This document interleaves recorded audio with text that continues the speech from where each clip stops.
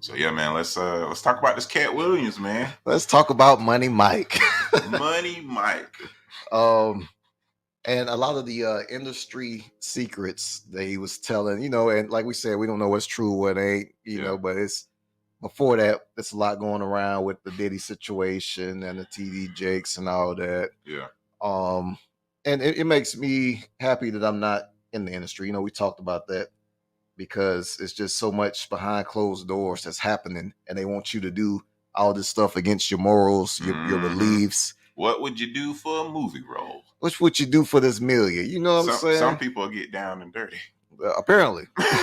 And you got to tell them no. What you got to tell them no. And you gotta tell him no. You got to tell him no.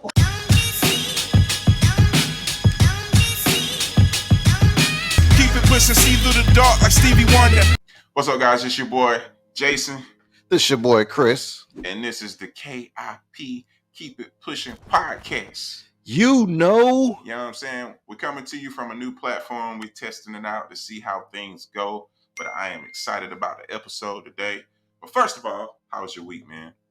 The week was good. A little challenging because, as you know, we are doing some fasting right now for the new year. For sure. We're on like day, 7, 6? It's actually 6 for me. I went no alcohol for 30 days. And so I actually had to celebrate on the 1st. So it would have been a 7, but I had to pop that champagne at midnight. So yeah. I started on the 2nd. So I'm I guess it's 5 days? 5 days. Today's the 7th. 6 days. Because today is the 7th. Today's the 7th. So 6 days.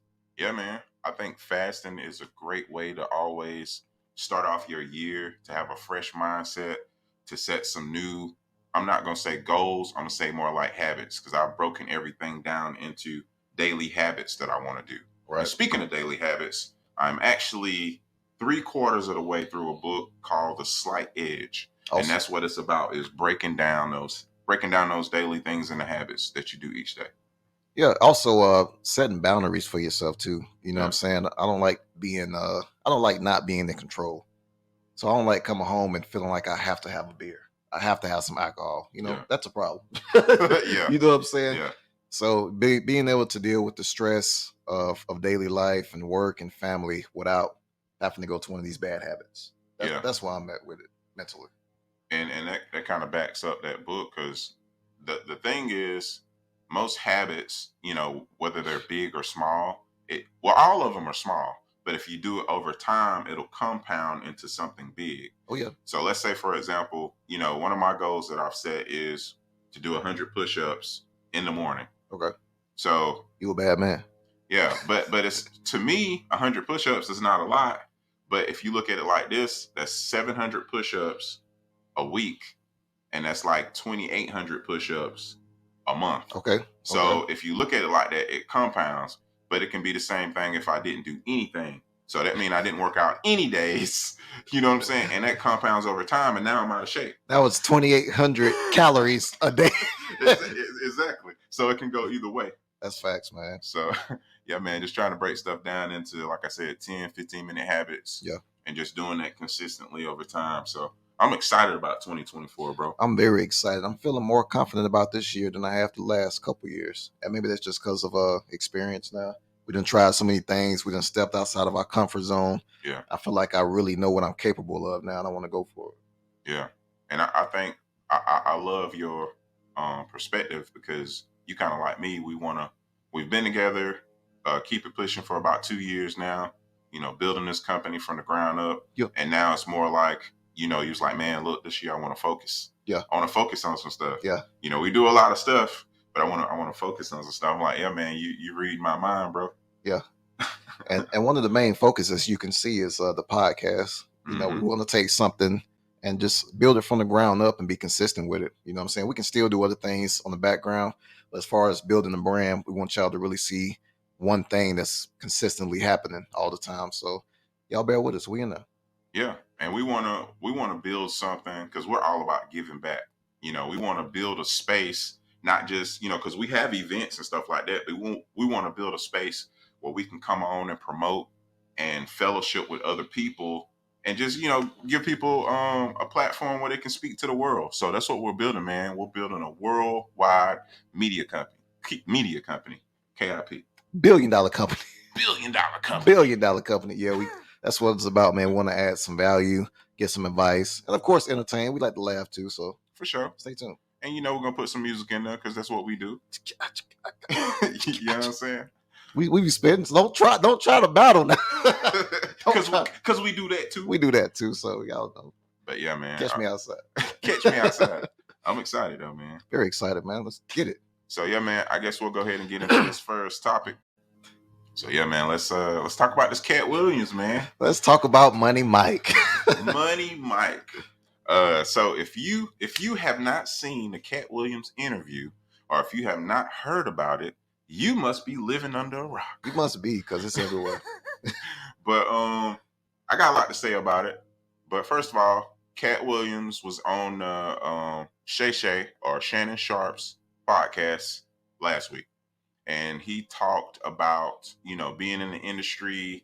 He talked about how people in Hollywood click up and group together and kind of push you out, and he also talked about stealing jokes. So we can go back and forth, but give me 1 to 2 takeaways or 1 to 2 thoughts about that podcast that kind of really struck you, bro. A couple takeaways. It's a lot. First of all, I'll say I wasn't gonna watch it at first because normally I was watching a few of the clips, and normally I really don't like watching when there's too much gossip and this and that. And but I do like Katt Williams as a comedian. He's very funny, very entertaining, and I knew he wouldn't disappoint me. So I was like, let me go ahead and watch it. He came out the gate busting shots at everybody. You know what I'm saying? Yeah. And it was like I don't know what's true and what ain't, even though it's a lot of receipts coming out. Mm-hmm. But it was, I would say it's entertaining. It was funny. And just seeing him talk for 3 hours, it made me look at him in a different perspective, in a different light. He seems like somebody that's intelligent. We've always seen very intelligent. Only thing we see on social media is him going to jail. Yeah. Or people call him a crackhead, so you're like, oh, he ain't got no sense, man. So it was good to see him in a different light, see him talking intelligently, even though he was being funny and wasn't even trying to be, but the things that was coming out of his mouth was hilarious. I was gonna say, so I wasn't gonna watch it either, but my wife, I forget what I was doing. I might have been in the shower or I was in the studio, and she kept coming in here like, hey, did you see the Katt Williams interview? She's like, you got to watch it. And I'm like, okay, shoo. I'm doing something. And she came back in again. She's like, Katt just said this. And then she came back in again, bro. And she was like, Katt just said this. So I was like, okay, I'm going to have to watch it. Yeah. And I just put it on. I was listening to it as I was taking a shower. And then, that just kind of continued. I just kept watching it because I was like, okay, he is really, really dropping some keys. But a couple takeaways, and then I'll bounce back to you. Yeah. First of all, yes, Katt Williams is really intelligent. He's definitely intelligent. Yeah. You've seen about how they said he kind of graduated from school early and all of this stuff. And also, I don't think Katt Williams gets enough respect because he definitely, when you mention a Steve Harvey or a Cedric the Entertainer, you definitely should mention Katt Williams. And he's still relevant. Yeah. And he's still funny. He's funny as hell. He is still funny. It's a lot of comedians to me, especially their stand-up. And I'm not going to name them names. I ain't going to call nobody out. But a bunch of people stand-up ain't that funny to me. Facts. But Katt Williams, man, he's very funny. He have you rolling on the floor, man. Let me ask you this: how do you feel about people stealing jokes or comedians stealing each other's jokes? And before you get started, before you answer that, for me, it kind of takes me back to when the whole ghostwriting thing was going on with Drake. Okay. And as rappers, we're rappers. Yeah. That was kind of a forbidden thing in our community, but we kind of got over it. Yeah. It was like, whatever. It takes a group of people to create a hit, so whatever. Mm-hmm. But I guess the thing for me is it's different when somebody's writing a joke for you and say, hey, use this. But when you just take it without their permission, that's a whole nother thing. That's a different thing. Yeah. But sorry, go ahead. Are you good? First of all, it's just like you said, it's two different positions. Now, let's say you're an artist and you're just getting started. Mhm. Now, stealing a joke and having somebody write for you is two different things. Yeah. Well, let's say like you're Drake, just to give an example. And Drake, I'm not saying that you don't write your stuff, but let's say you're Drake. Drake is busy. Yeah. Drake is doing shows. Drake is a household name. Yeah. If Drake does not have time to write and somebody comes to him with a hit song, who's to say he ain't gonna use that song? They're gonna use Same thing with a comedian. If you're a big comedian and you just traveling, you're doing shows, you're doing interviews, you're doing podcasts, you might not have time to write new material. Yeah. So you might hire a writer. So that's one thing. Mm. But it's another thing if you intentionally are stealing people's jokes and not giving them credit. Yeah. And that's just wrong. I don't care how you look at it. It's just wrong, bro. Yeah, I feel the same way. And as an artist, I believe in putting in the work. And I like how Cat Williams touched on that. He was like, I'm writing new material all the time for every tour. Mm-hmm. And I really respect that. Mm-hmm. You know what I'm saying? Because, you got a lot of people, they've been telling the same jokes for 10, 15 years. Okay. Some of them still a little funny, but he's like, come on, man, what else you got in the bag? Yeah, some of them we don't want to hear. Cat's out the bag, Exactly. No pun, but yeah, I really respect his work ethic. I mean, he was talking about a lot of stuff I didn't know that he had done for other people. Mm-hmm. That part. Yeah, it was very informative overall and entertaining. And a lot of the industry secrets that he was telling, and like we said, we don't know what's true, what ain't, but it's before that, it's a lot going around with the Diddy situation and the TD Jakes and all that. Yeah. And it makes me happy that I'm not in the industry. We talked about that because it's just so much behind closed doors that's happening, and they want you to do all this stuff against your morals, your beliefs. What would you do for a movie role? What would you do for this million? You know what I'm saying? Some people get down and dirty. Apparently.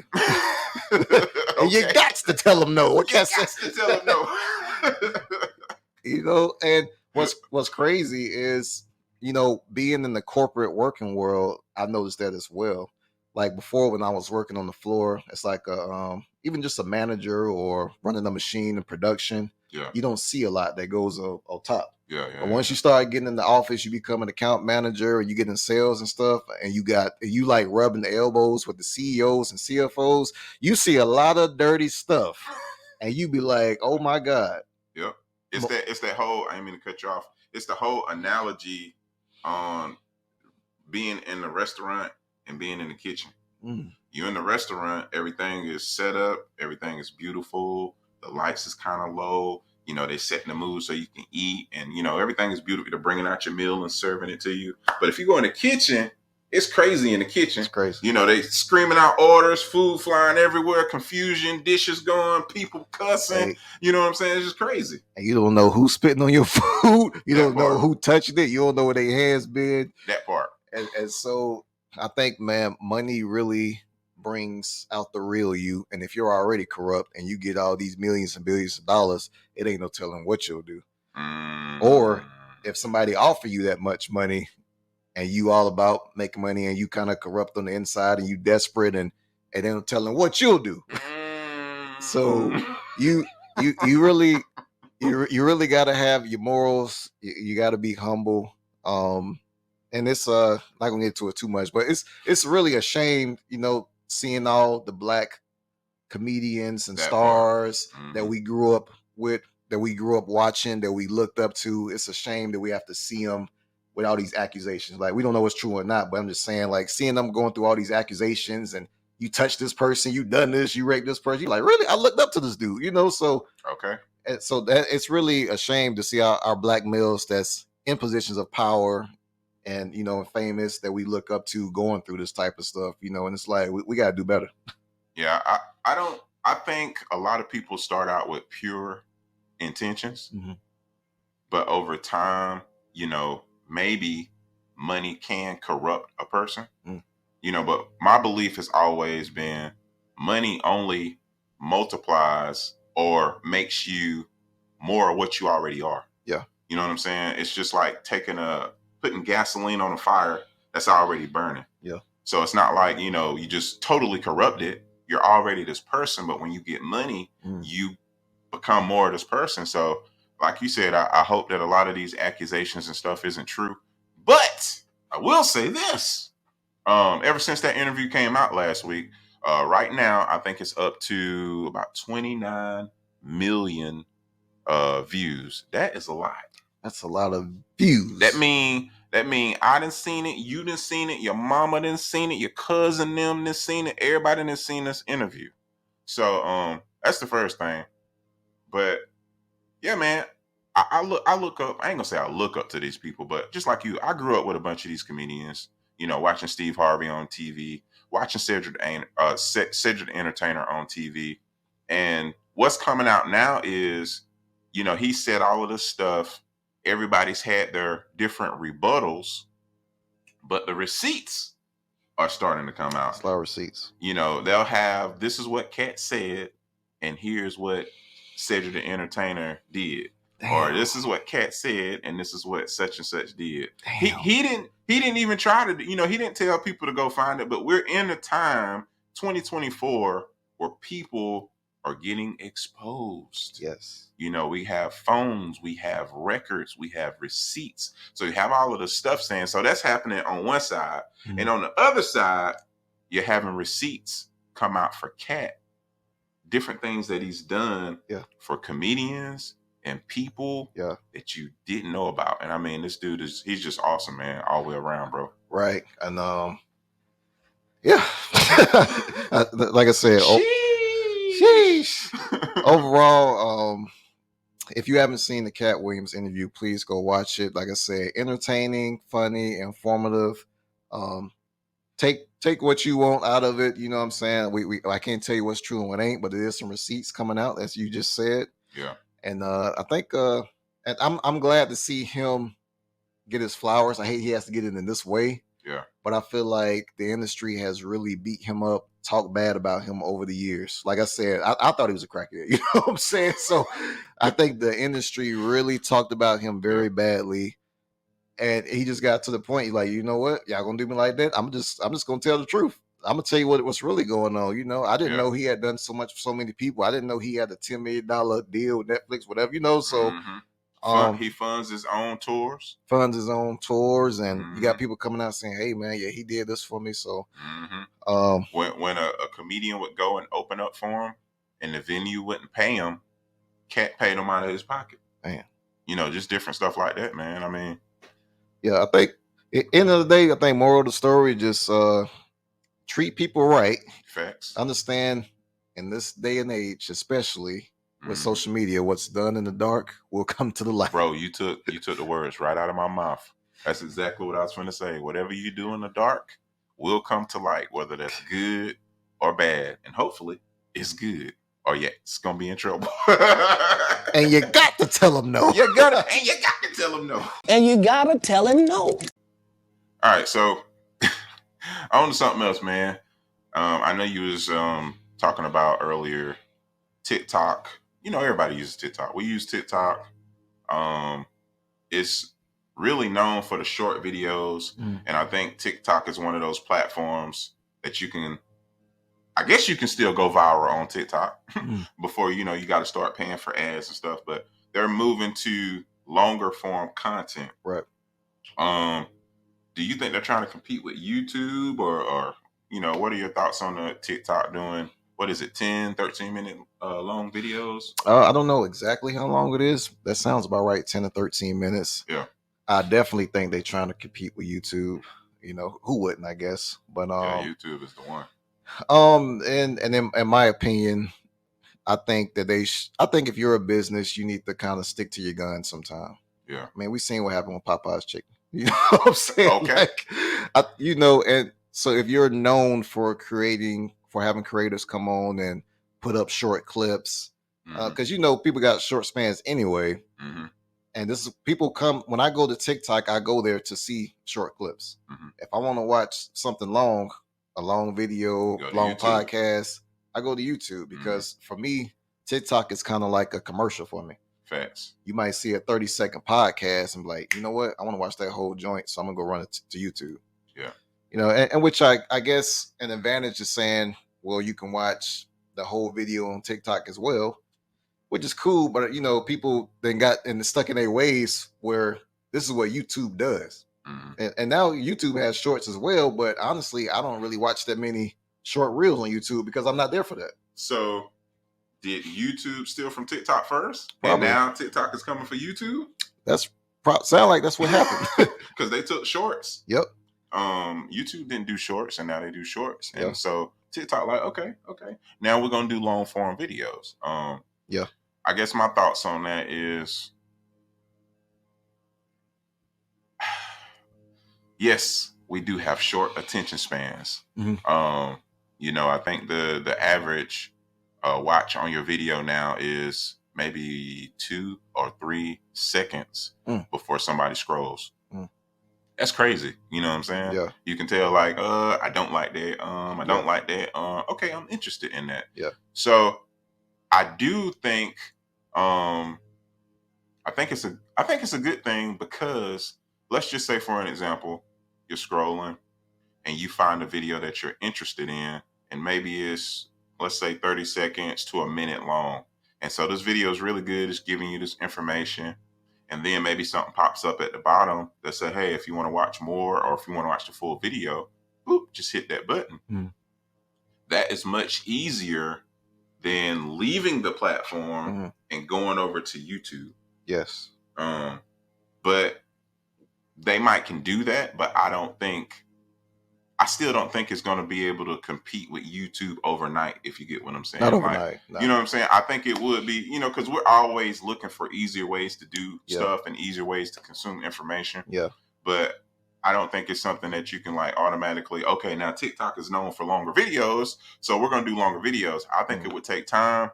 And yeah, I mean, everybody know YouTube for doing that. So it's going to be interesting, man. I don't know if it's a good idea or a bad idea.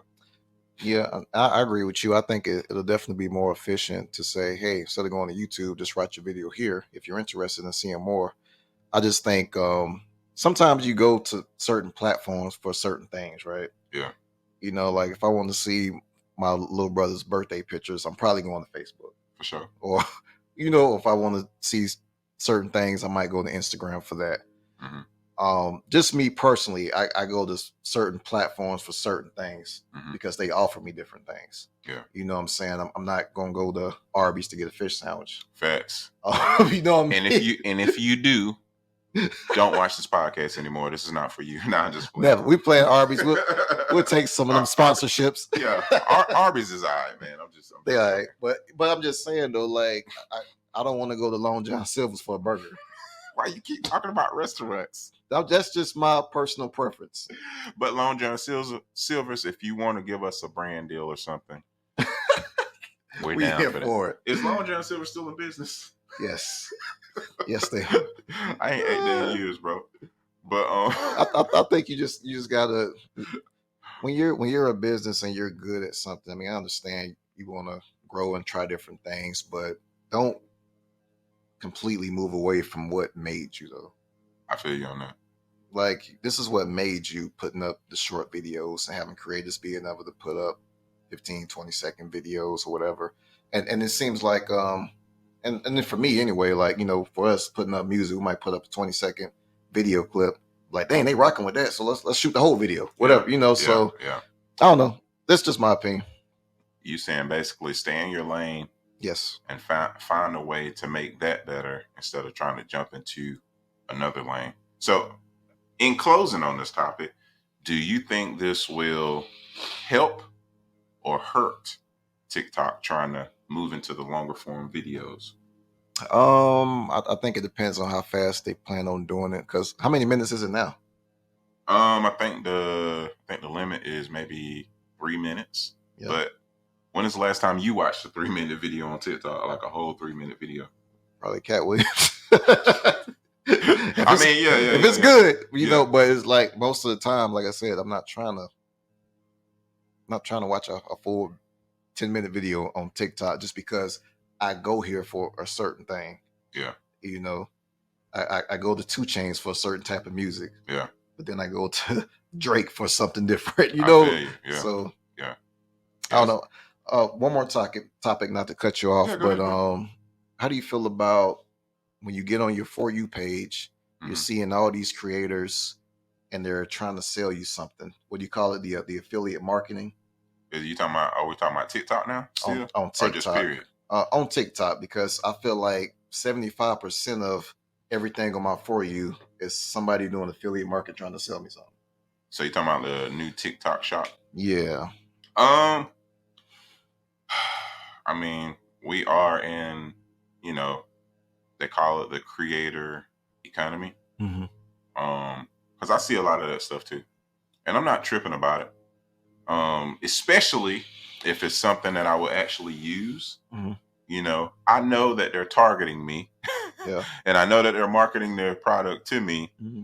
But what I don't like is if I see a lot of that, and that's not stuff that I would buy. Yeah. That's spam. Yeah. But if it's something that I would get, like that big ass calendar, Yeah. you know what I'm saying? Because that popped up in my news feed, that popped up in your news feed. Yeah. You know, that's something that we would actually get. Like, that's cool. I'm cool with that. Mm-hmm. And I don't know about you, but so I operate in the area of sales and communication and stuff like that. So me being like that, I actually like to be sold, and I like a good sales presentation. So if you got one, present it to me. You know what I'm saying? That's facts. Because I like stuff like that. But if it's like something I'm not interested in, like, please don't put it in my news feed. I don't want to see that on my I don't want to see that on my page. You know what I'm saying? Like stupid stuff. And I see a lot of stupid stuff. Yeah. They need to fix the algorithm. Like, are you looking for a new blow up doll? Okay. Like, yeah. Right. I don't want to see it all the time. I understand, this is how the platforms make money. This is how creators make money. I get it. We all trying to make money, all trying to sell stuff, but Hey, I'll tell you right now something that you've seen at least 10 times on TikTok. what? That got doggone detangler brush. Detangler brush. Have you seen that? I don't know if I've seen that. Oh well, dang! I must be the target then. They're like, you got for It's this detangler. Look, now I'm promoting them. You got It's some this naps. detangler brush, and I've seen it at least 50 times. Oh man. At least 50 times from different creators, and I'm like, I know I got hair, but I am not interested in this detangler brush. It's horrible. Yeah. But anyway, all love for TikTok. Much love for TikTok, but in my opinion, stick to what you do best. All right, so enough of that TikTok stuff. On to the next topic, and let me paint a picture of this next topic. So I want to know your thoughts, about this. But I have a friend, and he's been separated from his wife for about a week now. Okay. And so the situation is, without telling too much of his business, but you would never know who he is It ain't me. they got into a argument, and now they separated. He's staying in one place, she's staying in the other. Mm-hmm. And it's just some things that are wrong. And let me get personal on this. Me and my wife went through some rough spots, but one thing we never did and agreed not to do is, when we don't agree, we're not going to separate. Mm-hmm. We're not going to be in two different households. Okay. That's not happening. Okay. You know what I'm saying? Like, if we disagree, you go in a room, I'll go in the other room, but let's come back to it. Or you can be mad as hell, I can be mad as hell, but I'm not leaving this house. And you ain't leaving the house where I don't know where you are. Yeah. Because I just think separation, as far as being in a physical location, if you separate, it's just too much space and it's too much opportunity for things to happen. Thanks. So what are your thoughts on that, man? When you get in a big disagreement with the wife, and what if she's trying to say, okay, hey, I'm gonna go stay with my sister for a couple days. What you think about that, bro? Me personally, nah, you ain't going to stay nowhere. I think so. Number one, spouses, we gonna argue, we're gonna have our disagreements. You can definitely leave the house. You say, you know what, I'm gonna go home with Jason house for a little while, let you cool now. But you're coming back. But I'm coming back. Mm-hmm. I would say this. There could be situations if you in a situation where it's getting violent. Okay, yeah. And y'all throwing stuff at each other, y'all might need to get. You might need to go to your boy house for a couple days if it's getting violent and physical. If it's getting violent and physical, and but if we arguing about who cooking dinner and who washing the dishes and taking out the trash, there ain't no need for me going to stay over my buddy house for the night. I think it depends on the situation, the argument. I feel like as long as it's not nothing physical, nobody's in any danger, the kids ain't in danger. Like you said, go to another room. Give yourself some space. Like me, I got my studio. Let me go to the studio. Well, let me give you a little bit more context, Chris, in this situation. Like I say, you guys never know who I'm talking about. It ain't me. But so the problem or the issue is, they've been married for about 4 years, and they have both mom-in-laws staying in the house with them. They don't have no kids. So it's them and the mom-in-law. Both of them. Okay. His mom-in-law and her mom-in-law, which is crazy. So that in itself, just me saying that causes a little tension. Yeah, that made me want to leave the house too. I ain't gonna lie. But yeah, I mean, what do you? First of all, what do you think about family and friends coming to stay at your house with you and your wife? Thoughts on that, and then I'll give my thoughts on that. We'll come back to this. Without giving all my business. What's all that smacking, boy? You like without giving all my business. Without giving all my business, that having family and friends move in with you and your spouse or your family, 90% of the time can cause problems, right? Because yeah. We love our family, we love our friends, our siblings. You want to help them out, this and that, but it's got to be certain boundaries.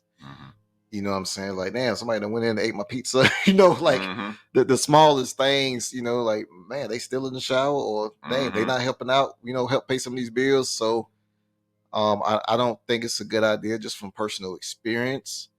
If you do that, you gotta set clear boundaries up front. Yeah. I mean, certain situations, like I don't know the situation of this gentleman, if his parents are sick or something and they have to be there, they're disabled. I don't know. I know certain situations you just got to do what you got to do. I don't think they sick. Yeah. But I didn't ask that either. But go ahead. In that situation, that's a little different, but you still got to have boundaries. Like, hey, mom, this is my wife, so please respect her. Boom, boom, boom. Baby girl, my mom gonna be staying here. This is what's happening. This is how the bill's gonna be split, or we're gonna decide we're gonna help them out. You gotta have, if you got some family members or friends moving in, you gotta have boundaries, and you gotta have communication with your spouse about that. I don't recommend it, but if that happens, Yeah, I mean, like I say, me and my wife, she had a situation where she had some family members stay with her, and I've been in a situation, with some family members myself. And when we got married, we just agreed, we're not going to have family or friends come stay with us. What we'll do is we'll definitely try to help them out, put them in a hotel, try to find them a place to stay. But just because we have a history of, having beef and going back and forth, when you do have family and friends present, like you said, without setting those boundaries, we just threw the whole thing out the window. It was like, we're just not going to do that. We'll figure out another way, to work that out if that does, come up. But yeah, man, that's hard. The Bible says to leave your father and mother and cling to your wife. So if you still have your mom in the picture or dad in the picture, it's very easily to side with your mom on some things, or it's very easily to be still siding with your family. And I just don't think if they're staying with you, and again, depending on the situation, you know, a lot of people get in a situation where they're not really leaving their mom, and they're still looking for advice, or they're still siding with their mom over their husband, or vice versa. Maybe the husband is siding with his mom over, his wife, and it's just too much, man. I just don't think it's a good idea, bro. It's a horrible idea. I don't think it's a good idea. But and the other thing is, so when you go through disagreement, like, and I think we both agree, you definitely do not need to separate unless it is, you being violent and y'all fighting or something, physically fighting. She choking you out outside the bedroom. You know what I'm saying? You gotta stay. I think, proximity is dangerous. Yeah. If I'm in the same house with you, even though I'm mad at you, eventually we're gonna talk. Yeah. We're gonna work it out. But if I leave the house, maybe I come back, maybe I don't. Yeah. And what's to say, you know how a vacuum is, wherever there's a void, something will come in and fill that void. Yeah. And a lot of times, especially in a marriage, look at me, paying in on me, especially in a marriage, the stuff that comes in to fill that void is not good. Yeah. It's never good. Facts. So, yeah, man, you have to work on your marriage. You have to cling to your wife. And as a man, again, the Bible says to love your wife as Christ loved the church. And I don't want to get too deep into saying that the wife is the weaker vessel, because we are equal. But a woman is more emotional. A man is not that emotional. So we are able to handle certain things way better than a woman would handle them, because she's more emotional. Thanks. But we are supposed to treat her as if she has that weakness, and we're supposed to cater to it, because the way Christ loved the church is he died for us before we did anything. And he died for us knowing that we might not ever do anything, or we might not ever come to him. Thanks. So what that looks like with a man is, hey, maybe I'm right, maybe I'm wrong, but let me work this out. You know what I'm saying? Let me pick my battles. And if it's not worth it, maybe I need to let her win this argument, even though she's wrong. Maybe we'll come back to this. Maybe I need to pray about this. But, always trying to be right will get you in a sticky situation. Oh, man. Yeah. my thing is, I sometimes it's got to come to the point where I'm like, you know what? It ain't about me being right. It's about doing what's right for the marriage as a couple. And you had the perfect example. You said, and not to tell too much your business, but you said, look, I seen that this conversation was kind of getting, was getting kind of hype. Let's just come back to this. Come back to it. You know what that is? That's grown man stuff right there. That's a man. That's what a man do. He say, you know what? Let's calm this down. We'll come back to this. You pick your battles, man. Pick your battles, man. That's maturity. Big facts. Rome wasn't built in a day. And your marriage ain't gonna be built in a day. Okay. You got to work on that. You got to work on it every day. I still got a hammer and a nail every day. But yeah. And so a couple tips. When it comes to marriage, I think depending on your background, and if you don't believe in God, that's your fault. I believe in God, so I'm talking about God on this podcast. God is me and my wife's compass. When everything is out of control, he is our compass. He has to be your compass. So I think having a spiritual aspect to your marriage is first. When you guys are out of control, you don't know where the hell you at, you need a compass to come back to, and God is that compass. The second thing I would say is you need other couples around you that can hold you accountable. Because let's just say, for an example, me and my wife, Chris and his wife. Let's say me and my wife is getting in an argument. I think I'm right. She thinks she right.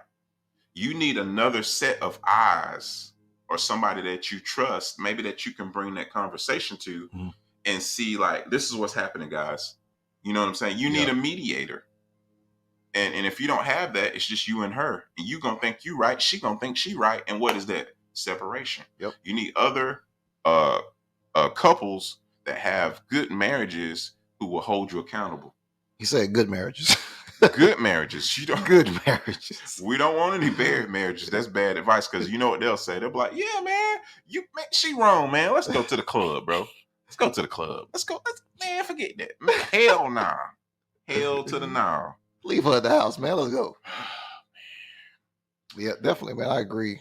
Find somebody that you both trust that you can talk to when you're in disagreement. Yeah. Or counseling, marriage counseling. Ain't nothing wrong with counseling.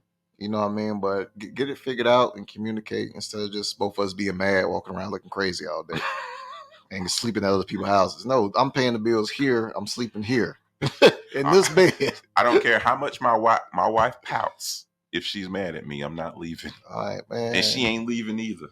We're gonna work it out. I'm sleeping in my bed. But yeah. Yeah, man.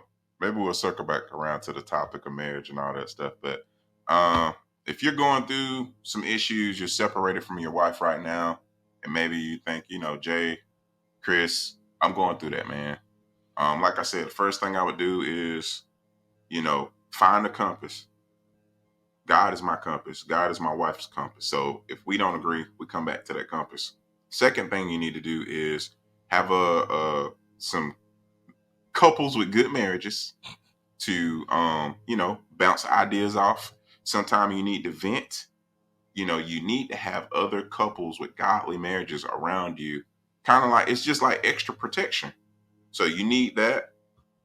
And then, if that don't work, counseling. Find you a good church, something. You cannot do it by yourself because I think isolation is the devil's playground. Oh, yeah. You understand? So, yeah, man, if you're going through that, well, if you see this podcast, type in the comments or reach out to us. We'll be praying for you. You want to talk one-on-one, you want to vent with somebody, all that's fine. But separation, isolation is the devil's playground. And that's all I got to say about that, man. And remember, it's cheaper to keep her. We out. 100%. All right, man. So, last topic, man. I told you about the situation I had the other night, and it just made me think about, if something does happen to me, God forbid, because I'm cool, I'm saved. I know if something does happen to me, I'll be with Jesus, and all that's totally fine. But I want to have the maximum impact while I'm here on the earth. Mm-hmm. And I want to fulfill my purpose because I truly feel that we all have a purpose. Now, your purpose might be you're called to thousands or millions, or your purpose might be you're only called to your family and your children. But we all have purpose and we all have a sphere of influence. So as far as, because I know you, got wife, got kids and stuff like that. Mm-hmm. What are some of the things that you're doing or putting in place right now to try to have a life of maximum impact? I think when it comes, as far as my family goes, making sure that we're set financially, not just while I'm here, but after I leave, right? Yeah. Building businesses up that they can eat off of when I'm not here. Yeah. And setting an example, being an example, showing them this is how you be a husband when you become a husband. This is how you act as a father. This is the things you need to do as a protector, as a provider. I think that impact is very important as well. Mm-hmm. As far as like family members, maybe I'm building opportunities for family members and friends as well. I think about that a lot. Speaking of opportunities for family members and friends, something I want us to do this year. And, I've been procrastinating with it in my heart because this is something in my heart, bro. But I want to have this year at some point in time, the event is going to be for our family.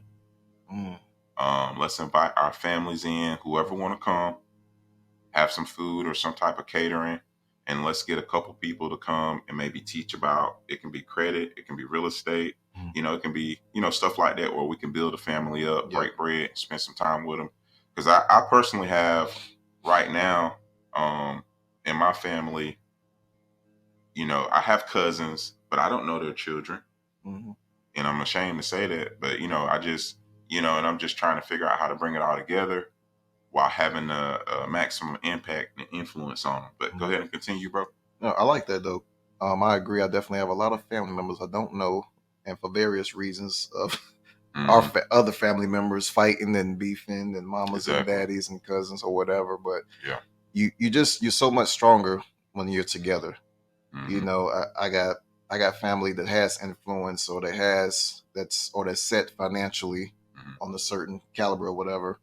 And I just think, I got musicians in my family, and I was like, imagine if we all came together and really built a strong legacy. Be unstoppable, man. Because other people do it. Hmm. Yeah. And you see it every day. So it's like I'm over here working real hard by myself building something. You over there working real hard trying to build something. What if we Hmm. brought all that together? What we could build. Isolation is the devil's playground. You know what I'm saying? We could really build something incredible when we work together and really leave a legacy for our family and generations to come, man. When you think about the Rockefellers and all of them, I mean, Hmm. or what Jay-Z's doing right now. Okay. You know what I'm saying? Like that's big. His grandkids gonna be eating off of They're this. gonna be set, man. They're gonna be set. So definitely, man. And also leaving the impact on the community. How can I help out the community? People that have less than me, less fortunate, or even if it's just like you said, knowledge. If I have some knowledge, how can I give it to my people? Yeah. Why be the gatekeeper, as Cat Williams said? Yeah. Exactly. Don't be a gatekeeper. Yeah. Whatever you have, you give it away. Freely was given, so freely give it away. Mhm. And I think personally, man, is just trying to make every conversation count. Mhm. Uh, whether it be through a text, whether it be through a phone conversation, just trying to make every conversation count. Um, checking up on people, Mhm. asking those questions, being genuinely interested in them, not just doing it like a robot or anything, but being genuinely interested in people and seeing how can I help them.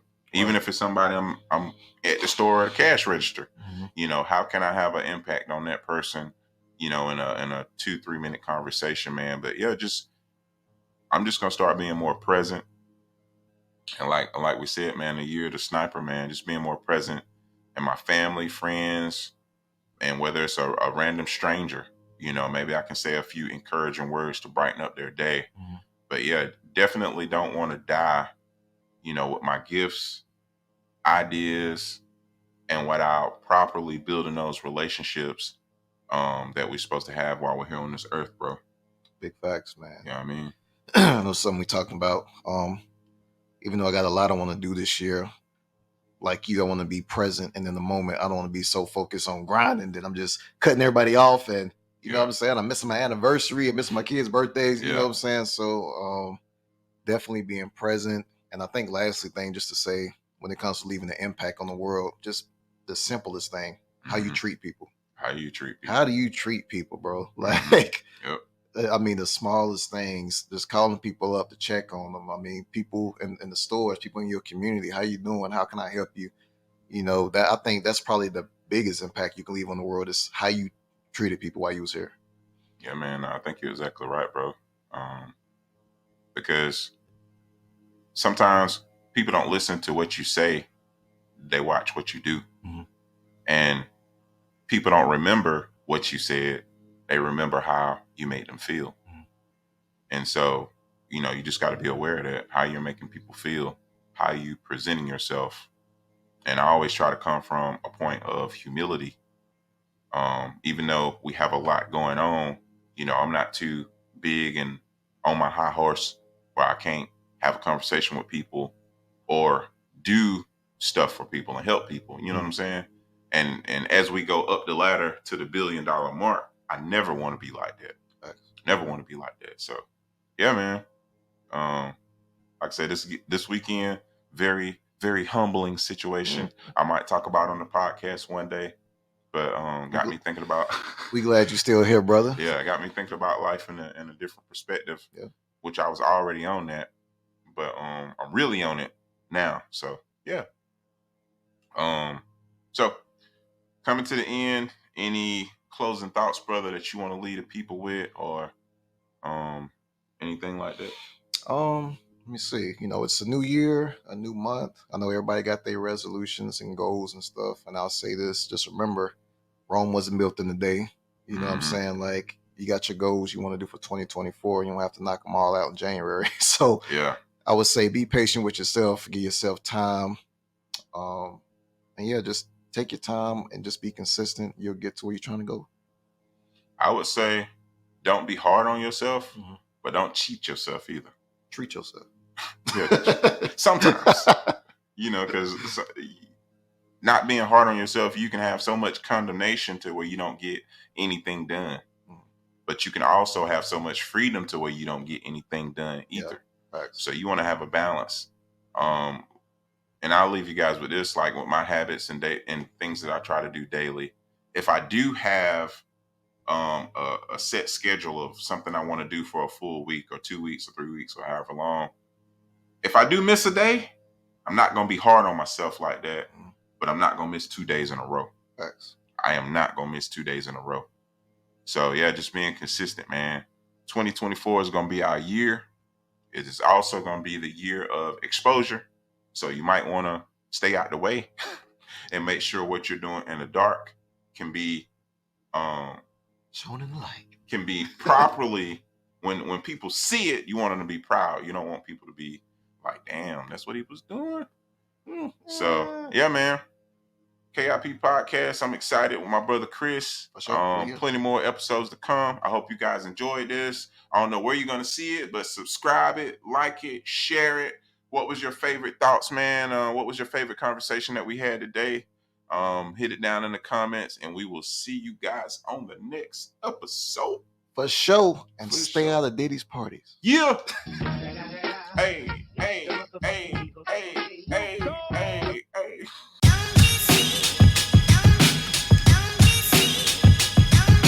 Keep it pushing, see through the dark like Stevie Wonder.